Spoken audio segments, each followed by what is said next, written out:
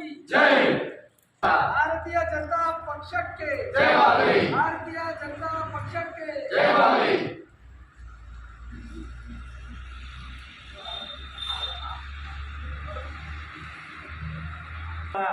ಏನು ದೇಶ ಭಾಷಣ ಅಂತ ಕಾನೂನು ಅಮೆಂಡ್ಮೆಂಟ್ ಪಾಸ್ ಮಾಡ್ತಾ ಇದೆ. ಅದ್ರ ವಿರುದ್ಧ ನಾವು ಇವತ್ತು ನಮ್ಮ ತಾಲೂಕು ಆಡಳಿತ ಮುಂದೆ ಪ್ರತಿಭಟನೆ ಮಾಡ್ತಾ ಇದ್ದೇವೆ. ಇದರ ವಿರುದ್ಧ ಏನಂದರೆ ನಮ್ಮ ಜನಸಾಮಾನ್ಯರ ಹತ್ತಿಕ್ಕದನ್ನು ವಾಕ್ಚಾತುರ್ಯವನ್ನು ಹತ್ತಿಕ್ಕಲು ಈ ಕಾನೂನನ್ನು ಮಾಡ್ತಾ ಇದ್ದಾರೆ. ಹಾಗೆ ಇದರ ಬಗ್ಗೆ ನಮ್ಮ ರಾಜ್ಯಾದ್ಯಂತ ಪ್ರತಿಭಟನೆಯನ್ನು ಮಾಡ್ತಾ ಇದ್ದಾರೆ. ಯಾಕೆಂದರೆ ನಾವು ಮುಂದೆ ಈ ಸರ್ಕಾರದ ಬಗ್ಗೆ ಯಾವುದೇ ಒಂದು ಪ್ರತಿಭಟನೆ ಆಗಲಿ ಮಾತಾಡುವುದಾಗಲಿ ಹಾಗೆ ಪೇಪರ್ಗಳು ಪತ್ರಿಕೆಯಲ್ಲಿ ಬರೆದಿದ್ದರೆ ಅದಕ್ಕೆ ನಾವು ಬರೆಯಲಾದ ಹಾಗೆ ಹತ್ತಿಕ್ಕಲು ಈ ಕಾನೂನನ್ನು ಜಾರಿ ಮಾಡ್ತಿದ್ದಾರೆ. ಅದರ ದೃಷ್ಟಿಯಿಂದ ಇದು ಕಾನೂನನ್ನು ಮಾಡಬಾರ್ದು ಅಂತೇಳಿ ನಾವು ಈ ತಹಶೀಲ್ದಾರ್ ಮುಂದೆ ಪ್ರತಿಭಟನೆ ಮಾಡಿ ಅವರಿಗೊಂದು ರಾಜ್ಯಪಾಲರಿಗೆ ಮನವಿ ಸಲ್ಲಿಸಲು ಬಂದಿದ್ದೇವೆ.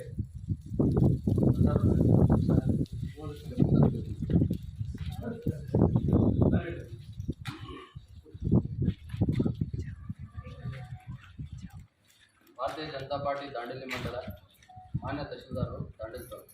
ವಿಷಯ: ಕರ್ನಾಟಕ ಸರ್ಕಾರವು ಅನುಷ್ಠಾನಕ್ಕೆ ತರುತ್ತಿರುವ ಕರ್ನಾಟಕ ದ್ವೇಷ ಭಾಷಣ ಮತ್ತು ದ್ವೇಷ ಅಪರಾಧಗಳ ಪ್ರತಿಬಂಧಕ ವಿಧೇಯಕ 2025ರ ವಿರುದ್ಧ ಪ್ರತಿಭಟನೆ ನಡೆಸುತ್ತಿದೆ. ಕರ್ನಾಟಕ ಸರ್ಕಾರವು ಅನುಷ್ಠಾನಕ್ಕೆ ತರುತ್ತಿರುವ ಕರ್ನಾಟಕ ದ್ವೇಷ ಭಾಷಣ ಮತ್ತು ದ್ವೇಷ ಅಪರಾಧಗಳ ಪ್ರತಿಬಂಧಕ ವಿಧೇಯಕ 2025 ಭಾರತದ ಸಂವಿಧಾನಕ್ಕೆ ವಿರುದ್ಧವಿದ್ದು ಇದನ್ನು ಜಾರಿಗೊಳಿಸದಂತೆ ಮನವಿ ಮಾಡುತ್ತಿದ್ದೇವೆ. ಇದು ನಾಗರಿಕರ ಮೂಲ ಹಕ್ಕುಗಳನ್ನು ಕಸಿದುಕೊಳ್ಳುತ್ತದೆ. ಸಂವಿಧಾನದ 19 ಪರಿಚ್ಛೇದ 1 ಮತ್ತು ಪರಿಚ್ಛೇದ 2 ಅಡಿ ವಾಕ್ ಅಥವಾ ಅಭಿವ್ಯಕ್ತಿ ಸ್ವಾತಂತ್ರ್ಯ ಉಲ್ಲಂಘನೆಯಾಗಿದೆ. ಡಾಕ್ಟರ್ BR ಅಂಬೇಡ್ಕರ್ ಅವರು ಸಂವಿಧಾನದಡಿ ನೀಡಿದ ಅಭಿವ್ಯಕ್ತಿ ಸ್ವಾತಂತ್ರ್ಯವನ್ನು ಕಾಂಗ್ರೆಸ್ ಸರ್ಕಾರವು ಕಿತ್ತುಕೊಳ್ಳುತ್ತಿದೆ ಎಂದು ಗಮನ ಸೆಳೆಯುತ್ತಿದ್ದೇವೆ. ಇದು ಸರ್ಕಾರದ ವಿರುದ್ಧ ಮಾತನಾಡುವವರ ಬಾಯಿ ಮುಚ್ಚಿಸುವ ಸಾಧನವಾಗಿದೆ. ಇದರಡಿ ದ್ವೇಷ ಭಾಷಣಕ್ಕೆ ನೀಡಿರುವ ವ್ಯಾಖ್ಯಾನವೇ ಅಸ್ಪಷ್ಟವಾಗಿದೆ. ಸರ್ಕಾರದ ನೀತಿಗಳ ವಿರುದ್ಧ ಟೀಕೆ, ಸಾಮಾಜಿಕ ಚರ್ಚೆ, ವ್ಯಂಗ್ಯ ಮಾಡುವುದು ಅಥವಾ ಸತ್ಯವನ್ನು ಹೇಳುವುದನ್ನು ಕೂಡ ದ್ವೇಷ ಎಂದು ಪರಿಗಣಿಸುವ ಅಪಾಯವಿದೆ. ಜನರು ಭಯದಿಂದ ಮಾತನಾಡದೆ ಇರುವುದು ಸರ್ಕಾರಕ್ಕೆ ಉದ್ದೇಶವೇ ಎಂಬ ಪ್ರಶ್ನೆ ಎದುರಿಸುತ್ತಿದೆ ಎಂದು ತಮ್ಮ ಗಮನಕ್ಕೆ ತಂದಿದ್ದೇವೆ.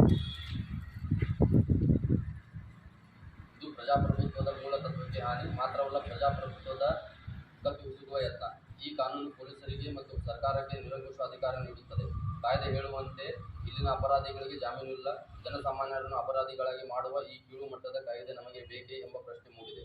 ಇದರಡಿ ಪ್ರತಿಬಂಧಕ ಕ್ರಮಗಳನ್ನು ಸಹ ಉಲ್ಲೇಖಿಸಲಾಗಿದೆ. ಪೊಲೀಸರು ಅಥವಾ ಅಧಿಕಾರಿಗಳು ಸಂಭಾವ್ಯ ಅಪರಾಧ ಎಂದು ಭಾವಿಸಿ ಮುಂಚಿತವಾಗಿ ಕ್ರಮ ಕೈಗೊಳ್ಳಬಹುದು. ಇದರಿಂದ ಪ್ರತಿಭಟನೆಗಳು, ಸಭೆಗಳು ಅಥವಾ ಸಾಮಾಜಿಕ ಚಳವಳಿಗಳನ್ನು ತಡೆಯುವ ಉದ್ದೇಶ ಇದರಲ್ಲಿದೆ.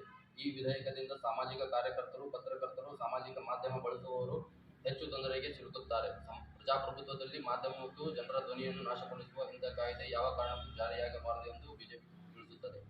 ಅನ್ಯಾಯ ಅಥವಾ ಸರ್ಕಾರದ ತಪ್ಪುಗಳ ಬಗ್ಗೆ ಮಾತನಾಡಿದರೆ ಭಾವನಾತ್ಮಕ ಹಾನಿ ಎಂದು ಆರೋಪಿಸಿ ಬಂಧನ ಮಾಡಲು ಇದು ಪೊಲೀಸರಿಗೆ ಅಧಿಕಾರ ನೀಡುತ್ತದೆ.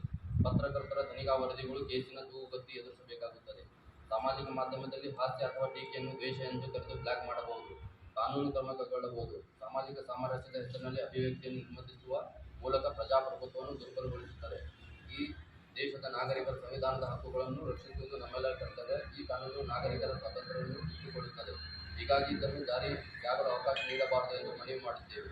ಈ ವಿಧೇಯಕದ ಮೂಲಕ ಕಾಂಗ್ರೆಸ್ ಸರ್ಕಾರವು ಪ್ರತಿಪಕ್ಷಗಳು, ಮಾಧ್ಯಮದವರ ಮೇಲೆ ನಿಯಂತ್ರಣ ಹೇರುವುದು, ಹೆದರಿಸುವ ಕೆಲಸವನ್ನು ಕಾಂಗ್ರೆಸ್ ಸರ್ಕಾರ ಮಾಡುತ್ತಿದೆ.